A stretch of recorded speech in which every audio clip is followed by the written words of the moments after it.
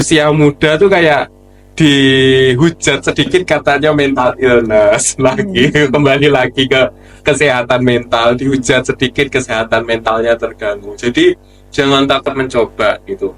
Soalnya ngembangin pasar juga nggak bisa kayak Bandung Bondowoso yang satu malam harus jadi kayak gitu, nggak bisa. Soalnya ya harus butuh waktu, gak hanya 1 bulan 2 bulan, tapi kan harus bertahun-tahun juga seperti itu. Uh, yeah. Uh, yeah. Uh, yeah. Uh. Halo guys, selamat datang kembali di Himage Podcast episode 6. Di podcast kali ini, saya Nafra Haki Aulia Ramadhani sebagai host yang akan menemani kalian. Pada podcast ini, kita akan membahas topik yang sangat menarik dan bermanfaat buat teman-teman semuanya nih, yaitu strategi pengembangan suatu produk melalui kreativitas mahasiswa dalam program Kampus Merdeka. Tentu saja di sini saya tidak akan sendirian, karena akan didampingi oleh narasumber yang sangat berkompeten dan inspiratif, yaitu Kak Muhammad Afrizal Firmansyah. Halo Kak Firman, apa kabar hari ini? Baik, Nofra. Sebelum kita memulai berbincang-bincang, boleh dong Kakak menyapa dan memperkenalkan diri kepada teman-teman yang sedang mendengarkan podcast ini. Baik, perkenalkan teman-teman, saya Muhammad Afrizal Firmansyah dari Kediri. Ada lagi. Udah agak ada. Lanjut aja ya Kak. Untuk Kak Firman kan sekarang udah lulus dari Universitas Setiabudi. Kalau boleh tahu, dulu Kak Firman dari angkatan berapa dan dari fakultas apa? Fakultasnya Fakultas Farmasi untuk S1-nya dulu angkatan 2018, sedangkan profesi apotekernya 2022. Oke. Dan kalau boleh tahu, dulu saat menjadi mahasiswa Universitas Setiabudi, Kak Firman mengikuti program apa saja? Banyak ya, Nofra. Salah satunya kan PKM sama BRIN, Badan Riset Inovasi Nasional. Soalnya kalau program sih ngincer uangnya ya, bukan ke benefit yang lainnya seperti itu. Nah, sepertinya teman-teman sudah penasaran dan tidak sabar untuk mendengar banyak informasi dan tips menarik dari Kak Firman. Jadi, tanpa berlama-lama lagi, marilah kita langsung mulai sesi bincang-bincang dan tanya jawab bersama Kak Firman. Ayo kita simak bersama ya teman-teman. Menurut Kak Firman nih, bagaimana peran program Kampus Merdeka dalam menumbuhkan kreativitas mahasiswa dalam mengembangkan suatu produk? Banyak ya, Nofra. Ibarat gini, Kampus Merdeka dari Pak Nadiem itu ibarat sudah kayak wadah ya bagi mahasiswa untuk mengembangkan kreativitas sama inovasi. Kayak PKM. Jadi PKM itu kayak Nofra sendiri kan anak manajemen. Dari Pak Menteri melalui PKM, Nofra bisa ngembangin dari sisi penelitian seperti itu, juga bisa ngembangin dari sosialnya. Jadi untuk penelitian kan bisa dalam pembuatan produk, bisa juga dalam manajemen di perusahaan, itu bisa banget. Banyak mungkin banyak apa ya, teman-teman juga tahu banyak anak-anak yang mahasiswa yang sukses itu juga lantaran dari program-programnya dari Kampus Merdeka, seperti baik itu penelitian ataupun dari sisi kewirausahaannya seperti itu. Jadi jangan takut untuk ngembangin kreativitas sama inovasinya melalui Kampus Merdeka seperti itu. Nah, itu tadi peran program Kampus Merdeka dalam menumbuhkan kreatif mahasiswa dalam mengembangkan suatu produk. Nah, kemudian menurut Kak Firman nih, mengapa mahasiswa perlu mengikuti Kampus Merdeka? Dalam hal ini adalah program untuk menciptakan dan mengembangkan suatu produk. Perlu banget ya, karena alasannya gini. Ibaratnya mahasiswa kan nggak harus bergantung uang kepada orang tua. Benefitnya ketika ikut program, kita bisa berwirausaha, kita bisa buat produk, dan plusnya lagi kita kalau seandainya dapat benefit yaitu keuntungan dari segi finansial, kita juga bisa nambah-nambah ceperan uang jajan nih kayak gitu. Selain nambah uang jajan, ceperan-ceperannya itu kan kita juga bisa ngembangin kewirausahaan kita, skill kita dalam pemasaran seperti itu, skill kita dalam pembuatan produk, apakah kita bisa ngembangin produk atau memimpin sebuah perusahaan yang itu hanya berisi teman-temanmu aja, atau dari lingkup kecil seperti itu, lingkup kecil dari pertemanan kalian buat kewirausahaan yang kecil-kecilan gitu. Kamu bisa mimpin nggak dengan yang diberikan pemerintah walaupun sedikit, kamu bisa memimpin perusahaan kecilmu untuk bisa untung, berwirausaha, atau ya banyak peran lah dari sisi-sisi soft skill, begitu kepemimpinan, kemudian pemasaran, atau secara riset, atau secara ekonomi dalam manajemen keuangannya. Jadi jangan apa ya, jangan takut untuk nyoba. Gitu. Jadi itu perlu sekali ya teman-teman. Kemudian apakah dengan mengikuti program Kampus Merdeka, mahasiswa bisa secara bebas menuangkan idenya untuk menciptakan produk baru, atau terdapat batasan-batasan untuk berkreasi seperti misalnya dalam hal pendanaan? Kalau batas-batas kreativitas tuh nggak ada. Nggak ada batas-batas untuk menunjang kreativitas. Banyak judul-judul yang sebenarnya remeh ketika pendanaan itu lolos tuh banyak. Contohnya saja kayak gini, tahu alat kontrasepsi kan? Yeah. Nah, alat kontrasepsi yang mungkin teman-teman juga tahu, alat kontrasepsi itu selalu polos, kalau nggak polos ya bergerigi kayak gitu. Kemarin ada yang dibuat batik. Yeah. Kayak apa ya? Menurut kita kan remeh. Menurut itu kita itu bisa. Batas-batasnya nggak ada. Bahkan alat kontrasepsi yang dibuat batik nggak polosan aja bisa lolos, hanya karena untuk mengembangkan kebudayaan yang ada di masyarakat untuk bukan anak muda ya, tapi untuk orang tua bisa mengenal motif-motif batik melalui alat kontrasepsi seperti itu. Jadi nggak ada batas-batasnya. Kayak banyak sih yang menurutku remeh, seperti kayak aplikasi menunggu antrian, itu juga kadang diikutkan dalam program pemerintah. Juga ada yang lebih remeh lagi, itu kemarin dia itu bukan orang pertama yang jual, tapi dia orang ketiga. Ibarat dia affiliate, ini bisa didanai sama pemerintah. Itu kan lucu banget. Dia bukan pembuat produk, bukan yang produksi, dia cuma affiliate aja. Itu juga kemarin bisa lolos di pendanaan P2MW dari pemerintah. Nah, kan nggak ada batas-batas dalam kreativitas dan inovasi.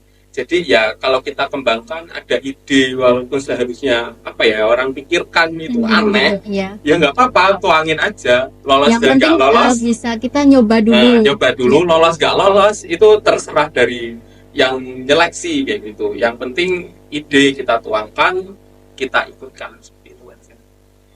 Berarti itu bebas ya kalau kita menuangkan ide untuk menciptakan produk yang baru gitu. Iya, bebas banget. Ya. Untuk selanjutnya, bagaimana tips dari Kak Firman untuk mengatasi hal-hal yang dianggap membatasi kreativitas mahasiswa tersebut? Jadi sebenarnya yang pertama untuk anak mahasiswa ya, satu, jangan takut, harus berani nyoba, harus pede, walaupun itu idenya aneh, idenya itu mungkin kata orang ya aneh, freak gitu kalau kata orang anak-anak muda zaman sekarang. Tuangin, jangan takut, harus berani nyoba, itu yang pertama. Soalnya banyak orang takut untuk mencoba, nah terus mundur kayak gitu.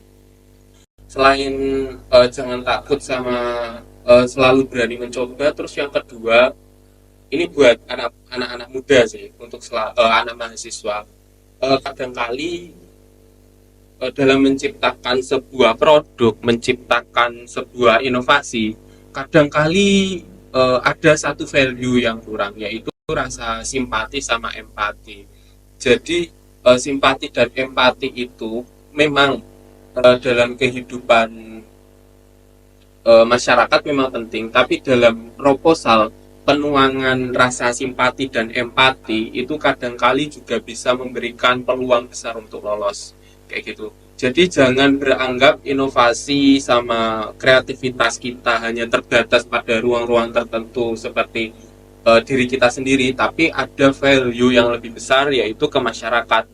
Jadi saya bisa mencontohkan eh, kayak gini, ada inovasi tentang ekobrik dari sampah.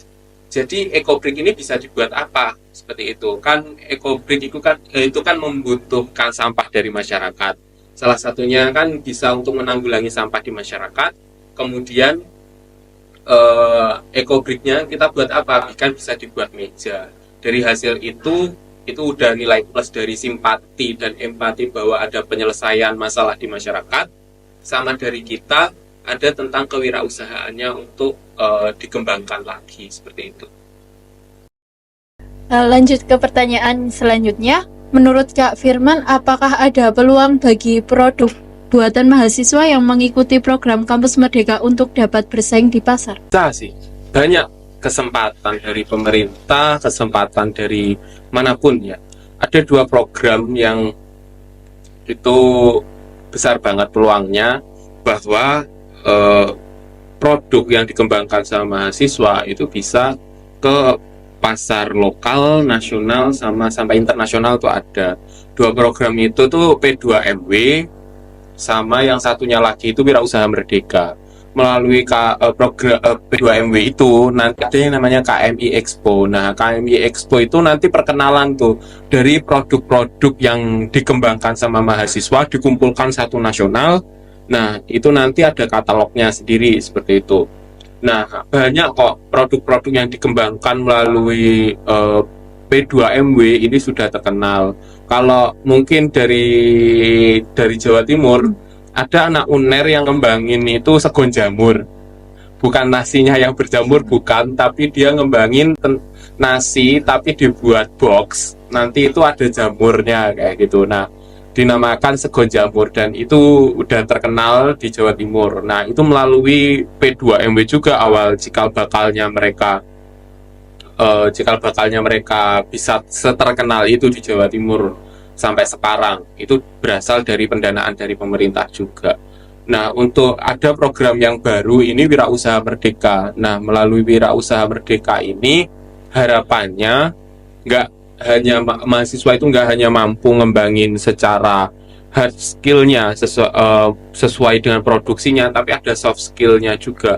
Jadi soft skill tentang kewirausahaan itu kan nggak cuma bisa memimpin aja kan. Ada yang harus berani rugi, terus harus pinter ngomong. Kalau nggak pinter ngomong kan nggak bisa nawarin juga ke masyarakat, nggak bisa jual kalau kita nggak pinter ngomong. Jadi melalui Wirausaha Merdeka ini juga ada pengembangan soft skillnya juga, nggak hard skillnya aja seperti itu. Apalagi Wirausaha Merdeka ini itu kayak apa ya? Setiap kampus itu punya ciri khasnya masing-masing dari Wirausaha Merdeka. Seperti kita tahu kampus yang berbasis tetangga kampus kita UMS, kampus swasta terbaik di Jateng. Itu ngembangin hard skillnya, soft skillnya itu lebih ke digitalnya, digital marketingnya. Itu yang dikembangin dari UMS seperti itu. Kemudian agar dapat bersaing di pasar, bagaimana tips dari Kak Firman untuk para mahasiswa yang mengikuti program Kampus Merdeka untuk memperkenalkan produk mereka ke pasar? Jadi ya kembali lagi ke pertanyaan yang tadi, jangan takut mencoba, selalu berani, percaya diri. Harus percaya diri bang. Nah, banyak banget ya usia muda tuh kayak dihujat sedikit katanya mental illness lagi. Kembali lagi ke kesehatan mental, dihujat sedikit kesehatan mentalnya terganggu. Jadi jangan takut mencoba gitu. Soalnya ngembangin pasar juga nggak bisa kayak Bandung Bondowoso yang satu malam harus jadi kayak gitu, nggak bisa. Soalnya ya harus butuh waktu, gak hanya 1 bulan 2 bulan, tapi kan harus bertahun-tahun juga seperti itu. Apalagi ngomongin masalah brand juga kan, tentang sebuah produk diterima di masyarakat, kita kan harus juga tahu, masyarakat harus tahu tentang produk kita. Salah satunya adalah melalui branding kan. Kalau seandainya masyarakat kita nggak tahu masalah branding dari produk kita, ya nggak bakalan laku kayak gitu. Jadi banyak faktor-faktor, salah satunya tadi juga branding, berani mencoba. Kalau kita ngambil contoh dalam kewirausahaan, apa ya, yang produk dari Klaten itu, saya lupa namanya, Aerostreet. Nah, Aerostreet kan awalnya juga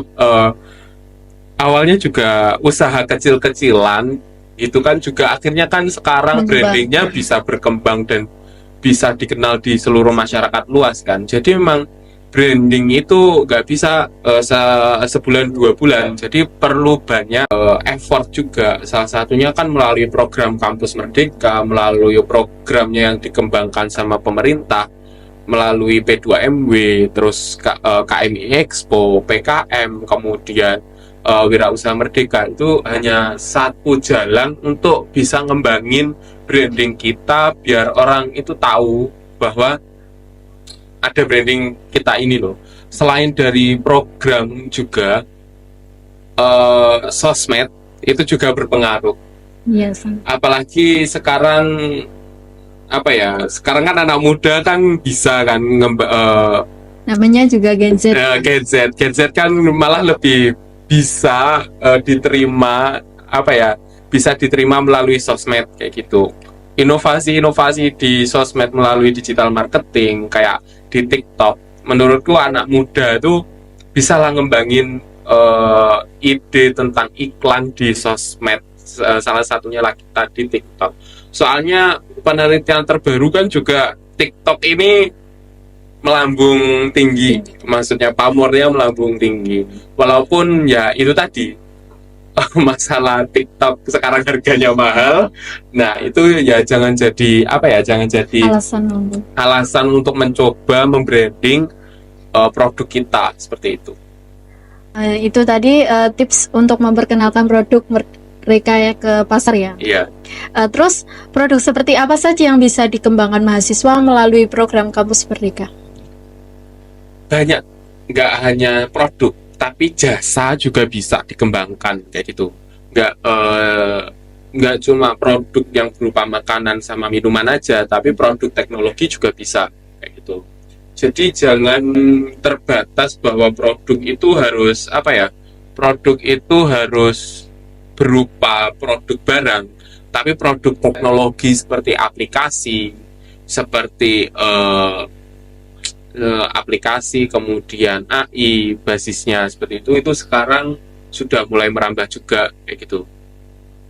Apalagi yang jasa sekarang mulai dikembangkan lagi, digunakan lagi kan, seperti aplikasi dalam pembuatan aplikasi ngantri. Nah, orang-orang malas ngantri. Dari permasalahan orang-orang malas ngantri, timbullah ada aplikasi yang bisa kita bisa orang suruh mengantriin belanjaan kita kayak gitu. Itu bisa. Atau sekarang karena zamannya udah maju tentang masalah logistik, jadi udah ada aplikasi pelacak. Oh, barang kita di sini. Nah, itu masalah aplikasi kayak gitu udah mulai dikembangkan mahasiswa kayak anak-anak muda kayak itu udah banyak banget. Jadi jangan terbatas terhadap sebuah produk, tapi juga sekarang lebih ke jasa gitu. Oke, antara produk barang dan jasa tadi, manakah yang memiliki potensi besar untuk laku di pasaran? Keduanya ya bisa laku semua kan sekarang, karena gini ya, kita harus mengetahui tren pasar ya, apa yang sedang viral, apa yang sekarang sedang tren yang ada di masyarakat kayak gitu. Ibarat produk, oh ini lagi berkembang nih, berkembang tentang kecantikan. Makanya sekarang banyak produk nih, banyak orang-orang yang buat produknya sendiri, mereknya sendiri, di kosmetik kayak gitu. Orang yang nggak paham kosmetik tiba-tiba jualan kosmetik kayak gitu kan, artis-artis udah banyak tuh kayak gitu. Jadi jangan membatasi itu, kalian anak muda jangan membatasi kreativitas dan inovasi kalian. Banyak kok yang bisa dikembangkan gitu. Itu salah satunya, kita harus mengikuti tren yang ada di masyarakat. Satunya tadi kan kosmetik. Terus di jasa jasa apa sih yang lagi tren sekarang? Seperti gini, sekarang Solo nih, Solo sedang ramai wisatawan.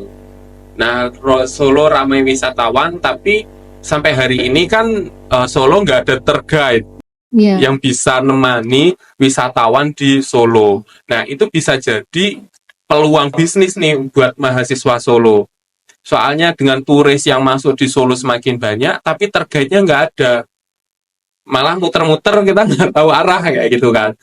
Nah, itu bisa jadi peluang bisnis melalui di Solo sendiri, itu bisa jadi peluang bisnis kayak gitu. Melihat permasalahan-permasalahan yang ada di sekitar kita apa aja kayak gitu. Oke.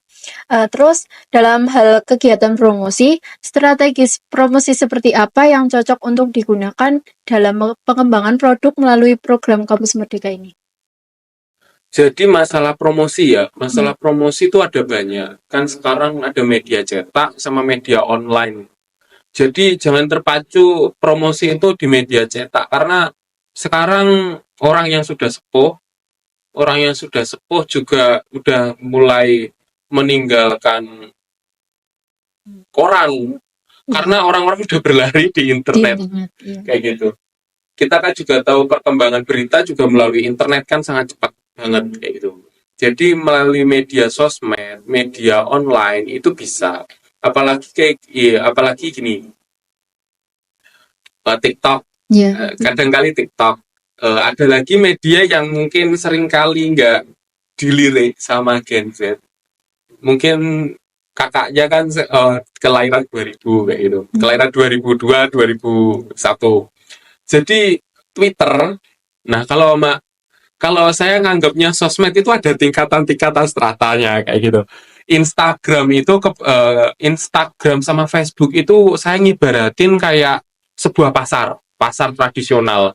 Jadi barangmu harganya 100.000 bisa loh ditawar sama emak-emak harganya jadi 10.000 gitu bisa.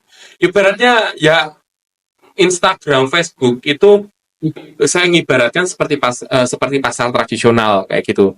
Nah, ada orang-orang yang stratanya tinggi. Ibarat strata tinggi itu, jadi orang-orang yang jualan di Twitter, kebanyakan itu saya kadang-kali survei atau ngobrol sama teman-teman di Twitter itu nggak ada nawar harga. Justru yang nawar itu di Facebook sama Instagram.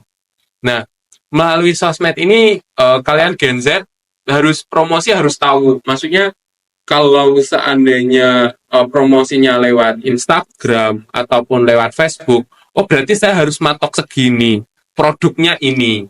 Kalau seandainya produknya mahal, oh saya harus pakai sosmed ini. Itu sangat berpengaruh banget gitu.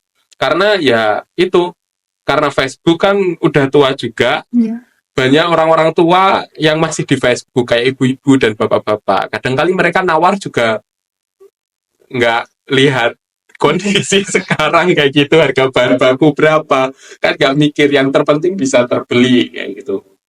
Itu melalui sosmed. Terus yang kedua juga bisa melalui media online. Kayak gini, sekarang orang juga melihat kayak apa ya, kayak di sekarang kan juga ada affiliate marketing juga dari apa, dari toko oranye, toko hijau, toko biru dan lain-lainnya. Jadi affiliate marketing itu kan kalau seandainya produk kita maksudnya produk yang tidak tahan lama atau tahan lama, bisa loh kita berusaha untuk teman kita yang punya apa ya, value tinggi. punya value tinggi buat coba reviewin barangku.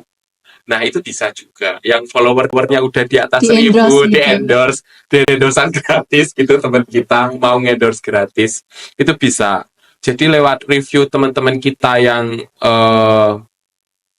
followernya banyak, itu bisa juga melalui itu juga. Jadi teman banyak juga harus dimanfaatin juga, jangan jadi tempat curhat aja, tapi juga jadi ladang cuan juga kayak gitu.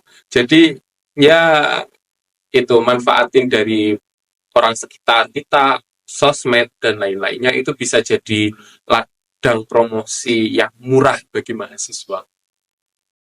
Oke, jadi itu tadi strategi promosi salah satunya dari medsos tadi. Ya, dari medsos. Terus apa saja tantangan yang akan dihadapi mahasiswa saat melakukan pengembangan produk melalui program Kampus Merdeka? Tantangan tuh banyak sih. Salah satunya rasa malas. Jadi rasa malas itu kadang kali sama saya sendiri juga kadang malas banget gitu. Malas banget terhadap ya malas buat proposal, harus ribet dan buat proposal dulu kan. Nah, itu kadang rasa malasnya itu harus dihilangkan, harus dibuang rasa malas itu. Jadi itu tantangan terbesar justru dari kita sendiri, mau atau enggak. Jadi kalau mau ya rasa malas itu nanti bakalan hilang kok. Ada pengganti rasa capek. Entah itu eh, di mahasiswa kan sekarang juga keuntungannya kan banyak ikut program Merdeka Belajar. Jadi kayak konversi SKS sekarang kan juga konversinya udah banyak. Dari kayak PKM konversinya bisa 8 SKS. Wirausaha Merdeka sekarang bisa full 20 SKS kalau ngambil 20 SKS. Terus selain konversi SKS juga ada pendanaan. Dari pendanaan juga kita kan bisa nyisihkan kayak uang jajan, uang pulsa gitu. Itu kan bisa. Jadi tantangan terbesar ya dari diri kita sendiri. Kalau terhadap program satu ya tadi kembali lagi ke awal, ada kurangnya rasa simpati sama empati di Gen Z sehingga permasalahan-permasalahan yang ada di masyarakat itu nggak terlihat kayak gitu. Saya ngibaratin masalah itu kayak harus diselesaikan kan, namanya masalah harus diselesaikan. Nah solusinya apa? Nah seharusnya anak-anak muda itu bisa melihat itu sebagai ladang cuan juga kayak gitu. Kayak permasalahan sekarang apa sih di Solo? Banyak mahasiswa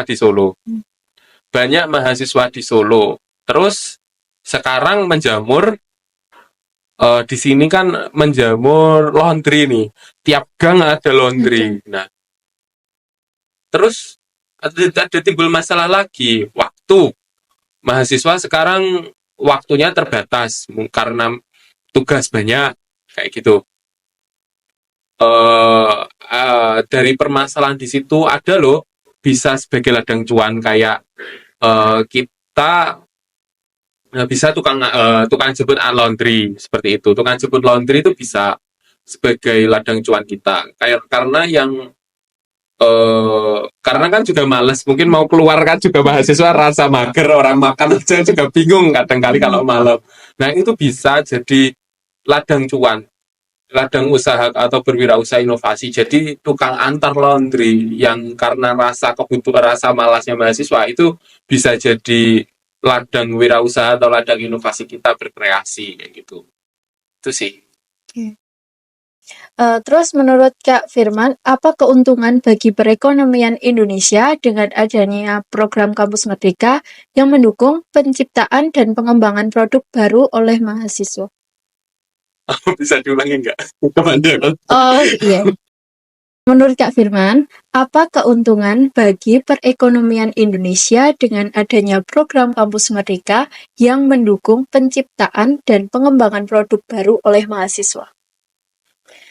Jadi Keuntungannya itu apa? Keuntungannya banyak ya. Ya. Salah satunya kan meningkatkan UMKM. Ibaratnya UMKM itu kayak apa ya? Kayak jantungnya perekonomian di Indonesia. Karena yang bisa menyelesaikan ekonomi pada fase saat ketika setelah pandemi, pasca pandemi, UMKM kecil kan yang masih bisa bertahan kayak gitu.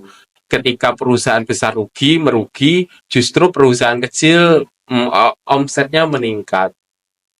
Nah, dari situ kan mahasiswa ketika dia berwirausaha, punya usaha, ada faktor andil besar dalam perekonomian, salah satunya mengembangkan UMKM baru. Emang UMKM baru ini harus ada inovasi, ada gebrakan dari anak muda, dari mahasiswa, harus solutif, harus mencari apa yang harus baru kayak gitu. Apa yang harus dikembangkan lagi di era-era sekarang. Ketika zaman sudah semakin maju, zaman sudah semakin dekat, kayak gitu. Jadi inovasi-inovasi apa yang bisa kita kembangkan? Saya mencontohkan gini, ibarat kerupuk karak. Kerupuk karak yang dimakan oleh masyarakat, itu kan biasanya harganya 500. 501, murah. Bayangin kerupuk karak yang diolah itu menjadi berkemasan seperti kayak salah satu merek yang warnanya hijau, keripik ketela itu bisa loh dengan packaging yang kayak gitu, harganya menjadi 15.000. Padahal kalau kita beli kiloan 10.000 aja udah kenyang tuh, udah banyak tuh. Nah, bayangin itu ada kerupuk karak di packaging yang bisa muat dimakan satu satu suapan seperti keripik ketela kayak gitu. Bayangin aja, perlu inovasi-inovasi yang ada yang baru lagi terhadap produk-produk yang lama seperti itu. Itu bisa loh. Kita bisa amati, tiru, modifikasi. Jadi ya itu dari mahasiswa seharusnya bisa ngembangin ekonomi ataupun UMKM dengan inovasi-inovasi yang lebih baru lagi untuk bisa dikenalkan di masyarakat. Nah, sudah selesai ya teman-teman pembahasan kita tentang strategi pengembangan suatu produk melalui kreativitas mahasiswa dalam program Kampus Merdeka. Bagaimana? Apakah kalian mendapat banyak informasi menarik dan wawasan baru dari podcast ini? Pastinya dong, apalagi setelah mendengar informasi dan tips menarik dari Kak Firman. Terima kasih buat teman-teman semuanya yang sudah setia mendengarkan podcast Himage kali ini. Semoga apa yang kita bahas bisa menjadi motivasi dan inspirasi kalian dalam menciptakan dan mengembangkan produk-produk kreatif melalui program Kampus Merdeka. Jangan lupa like, comment, share, dan subscribe ya. Saya Nafra Haki Aulia Ramadhani selaku host Himage Podcast episode 6 pamit undur diri. Sampai jumpa di podcast selanjutnya. See you guys.